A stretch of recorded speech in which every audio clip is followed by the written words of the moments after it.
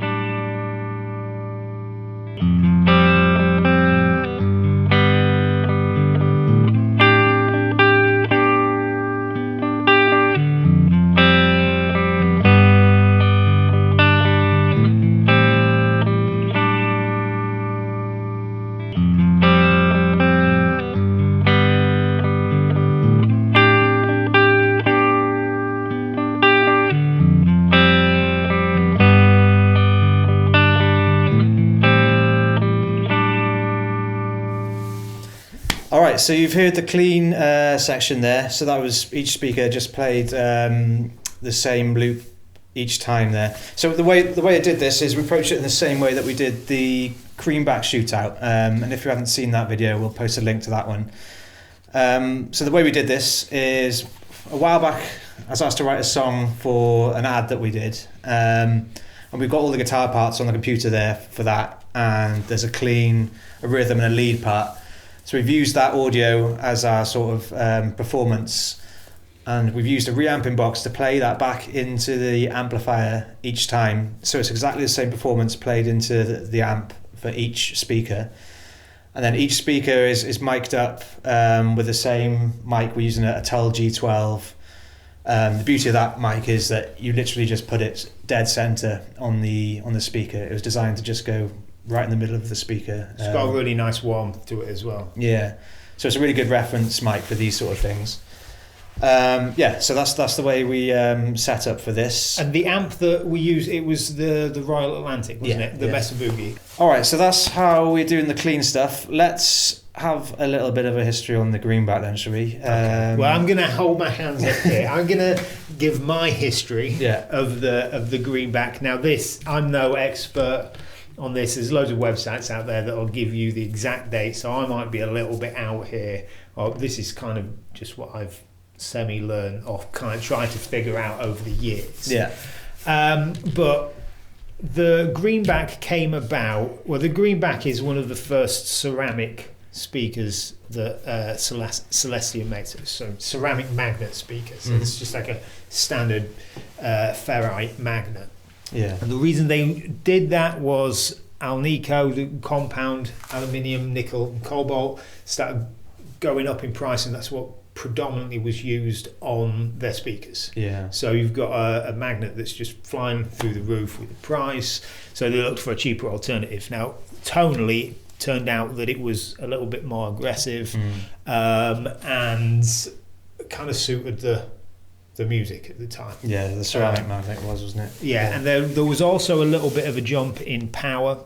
So at the time, the M would have been 20 watts. So this is sort of early 60s, so 60, I think 64, something like that. 20 watts on the M and 25 watts on the H. Yeah. So the H stands for heavy, that's the size of the magnet. M, medium. There were two others. The S, which is a small magnet, which would have been 5 watts less than the M, so it would have been 15 watts at the time. And the L, which is light, which would have been 5 watts less than the S, so that's like a 10 watt speaker. Really small looking. Yeah, real small magnets.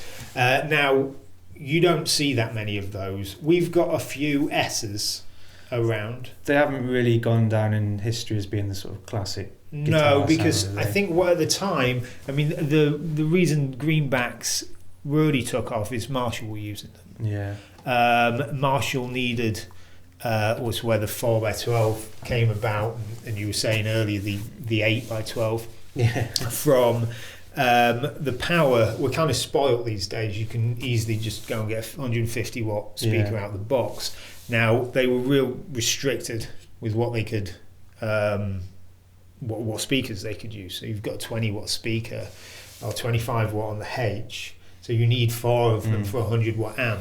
And this is a period in time where people are using stacks on stage at full volume. Yeah, because PAs were really very little different from a guitar amp or guitar amps and PA. So you have to kind of understand the times with the limitations you had. Or I think it's from that have come some iconic sounds. Yeah. But we have to think of them in the context of what they were the setting then 50, 60 years ago. Now, the range of Greenbacks that Celestion have now are they've got the heritage speakers, the heritage Greenbacks. Yeah, so there's two main, well, there's more than two, but the two main ranges of speakers in Celestion's lineup is the Classic Series and the Heritage Series, isn't it? The Classic Series used to be just a Greenback H anniversary, vintage 13, classic lead 80. Now it seems to encompass a whole load of speakers. Yeah. But it's kind of like the standard. Yeah. Like not every man, but the kind of a nice, sensible price range, good quality, standard product. Yeah. The Heritage are supposed to be faithful reproductions of a certain speaker from a certain era. Now, the M Heritage is a 20 watt speaker, so it's more of a reproduction of the earlier 60s, so 64 onwards. I think it was in about 67, Celestion developed a new voice coil. I know the material, the winding of it or something, but it seemed to allow an extra 5 watts on the speakers. So that's around when the M's turned into a 25 watt speaker, and the H's went from a 25 watt speaker to a 30 watt speaker. So the M at that point becoming a 25 watt speaker is still what it is today, isn't it? It is, yeah. Nowadays it is a 25 watt speaker, but the Classic Series now, I hope you're not getting confused here, I'm getting a little, that's like not a reproduction, that was reissued in supposedly 80s. I've never seen any 80s ones. I've only really seen 90s and onwards, but that's what they went with, the 25 watt. Yeah. So like, it's a bit like Les Pauls. Like there's Les Pauls from the 50s, and then in the late 60s there wasn't any Les Pauls. So the Greenback's a bit like that. There was early Greenbacks, and they went away, and then they came back in the 80s, as you say. That's what they say. Yeah. I mean, in the 70s they switched through a load of different colours. You've got the creambacks. We were talking about this the other day. The greybacks, which I've never actually seen. I've seen pictures of. And then blackbacks. Now they're really supposed to be the same speaker. Just with a different. I mean, they do have different parts. There was different cones and things like that. There's more mechanical restraints on that. But that was like their greenback speaker, and I think that went in late 70s, probably 79 or 80, something like that. So let's have a look at what 5 speakers we got here then. So the 3 we've got from the Heritage series are picking off at different points within Celestion's history and trying to make a faithful reproduction of those speakers at that time, aren't they? Yeah, so we've got 3 speakers from that range. The M Heritage, which is a 20 watt. 20 watt, so it's more of sort of 64, 65, that kind of time. 30 watt H in 55 hertz bass resonance and 75 hertz bass resonance. So these are related speakers. They've both got the H magnet. Yeah, but they've got a different cone. Different cone. Now the 55 hertz. This is again going back to the restraints of the time. A bass amp was pretty much just a guitar amp with a different capacitor over the input. Slightly different mid control. So really, and actually a bass cab also was usually just a guitar cab with bass speakers in, or often. So the speakers that they'd use for bass would just be a speaker with a different cone on it. And that's what these are. These are the cones are the 444 cone, which you actually see on quite a lot of guitar speakers. Yeah. It's what you get on a vintage 30, and there's a few others. And this, as the 75 hertz bass resonance H, has the what would be called the guitar cone. I think that would be on this. Should be the 1777 cone, which is what you'll see on a lot of Celestion's guitar speakers. Yeah, cool. And with it being a 30 watt, this is more corresponds to sort of later 60s. So I think about 67 or something when they brought out the new voice coil and the pounds went. Yeah. So yeah, both of those H Heritage speakers are 30 watt speakers, just with different cones in them. So as Paul was saying, the 55 hertz was used in bass cabs, but is really popular as a guitar speaker. So don't let that sway you here. And the last one would be the EVH, which is a signature speaker, which is really on paper it's very similar to this, the Heritage M. It does sound, you're going to hear through the sound samples, it does sound a bit different. And it's just Eddie Van Halen used a certain era greenback that he loved, so that's what they did for their for the signature speaker. I think that's a great speaker as well. Cool. Yeah.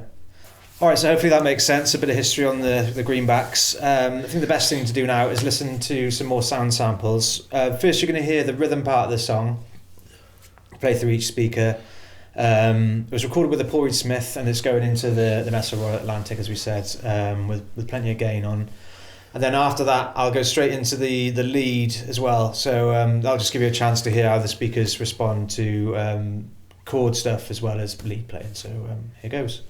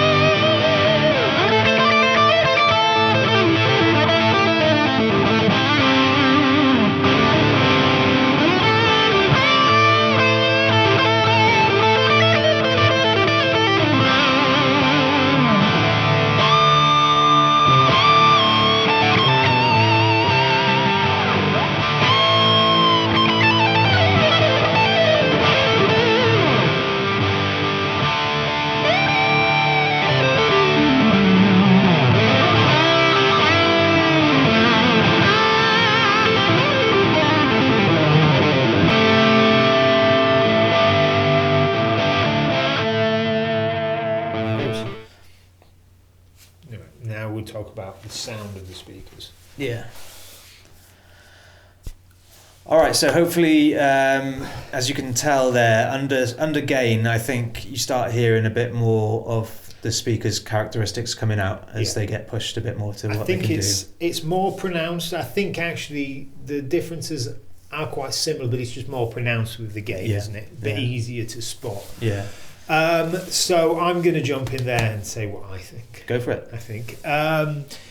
I think actually, if you like one, you probably like any of them. I think it's all very much the same ballpark. The crude way of putting this for me is that the H is just, both of the H's are just more ballsy, just a little bit warmer. I think the M is actually, the M Heritage, surprisingly darker than the other M's. I actually personally found the EVH seemed closer to the standard Greenback, a little bit brighter than the Heritage. Than the Heritage M. I felt that helped with both of these come through a bit more in the lead.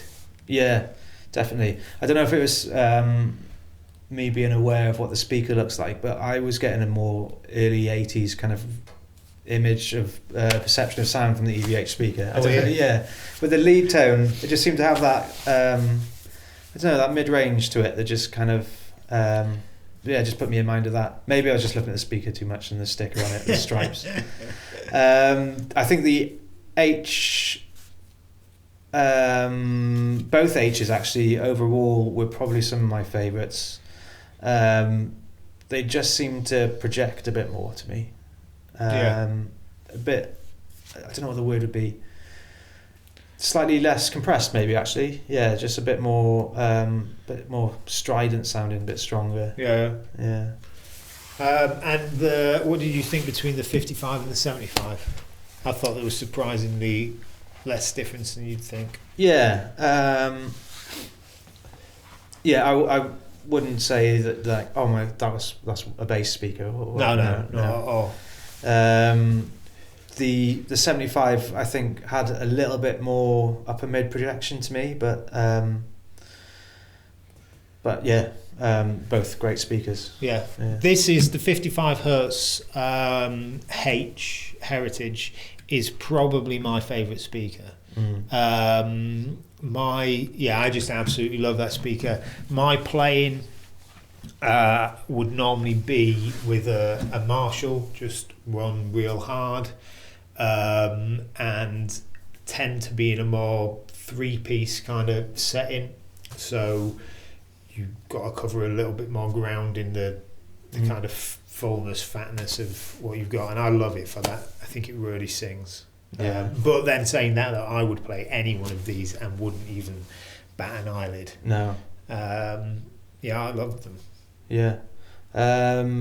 The amp was quite loud. We had all these. We should say actually, all these speakers were inside a Fatbaby, a closed back, relatively large 1x12. So I didn't pay too much attention to the power rating. With a 20-watt speaker, you are limited to how loud you might want to run ahead into it. But I just got it to a comfortable level in the room where it'd probably keep up with the drummer, but it might not quite be gig level. So you do have to watch that especially with the Greenbacks, because they're actually quieter speakers as well. So if you put X amount through, especially these two, which are 96 dB, 1 meter, these are going to be perceived to be more than twice as loud because they're 100 watts dB. 100 dB at 1 watt 1 meter. So that's also something you kind of, if you're going for a 1x12 and you're going to be playing at sensible levels but still want to play in a band, you're probably better off looking at the H's, just because of the extra power handling and the fact that it's louder. So you put 30 watts through and it is going to be a louder 30 watts. Cool. All right. So we've got one more setting. No, we've got two more settings for these speakers. What should we listen to first? Do you want to hear? I think the quick jam. Yeah. Because what Joe said earlier, there's a load of different ways of approaching these kind of shootout videos. I don't think any of them are particularly fair. But we've been doing the quick changes so that you can, chop between different speakers and you can hear the differences. If you've got 5 speakers that, for me, I love all 5 of these. So if I hear them for a minute each, I just think, I love all 5. And it's harder to kind of analyse the components of what you're getting. So what we'd like to do is just have a little jam as well, more so you get a bit more vibe to it. A longer thing, so you can just hear more like what they'd be used in the room in a more. So for this, I set up the Laney. It's a 15-watt valve amp that we use it quite a lot in these videos actually. And it pairs really well with the Strat, so I just did a bit of sort of Strat-y, bluesy kind of playing, maybe 30 seconds or so each, so let's have a listen to that.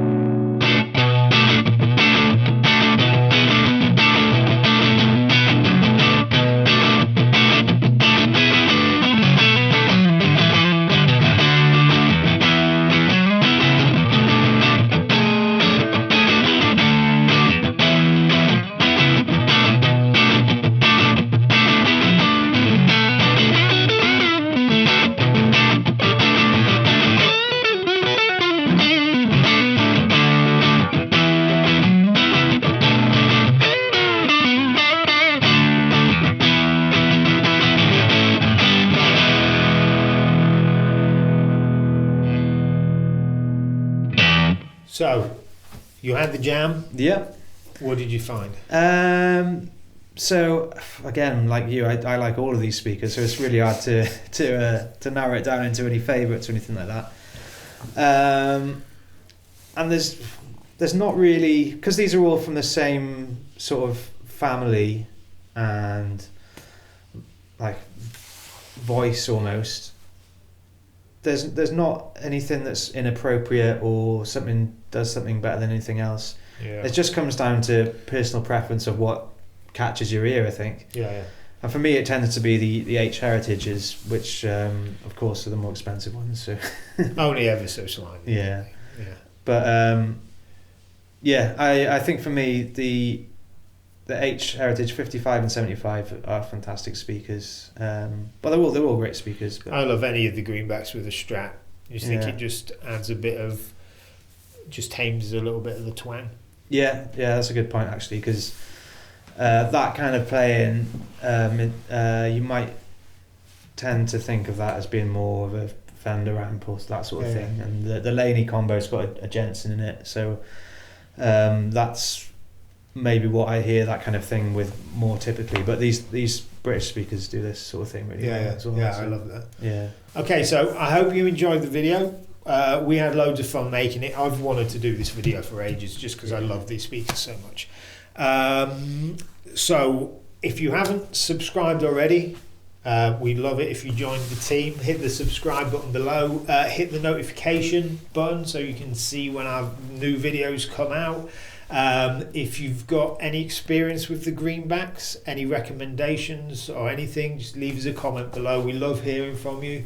And until next time. Until next time, there is one more sound clip to listen to. So finally we did some full on high gain stuff. So there's a little clip of a metal riff here just to hear how each of the speakers does in that setting. And yeah, we'll leave you with that. So see you next time. See ya.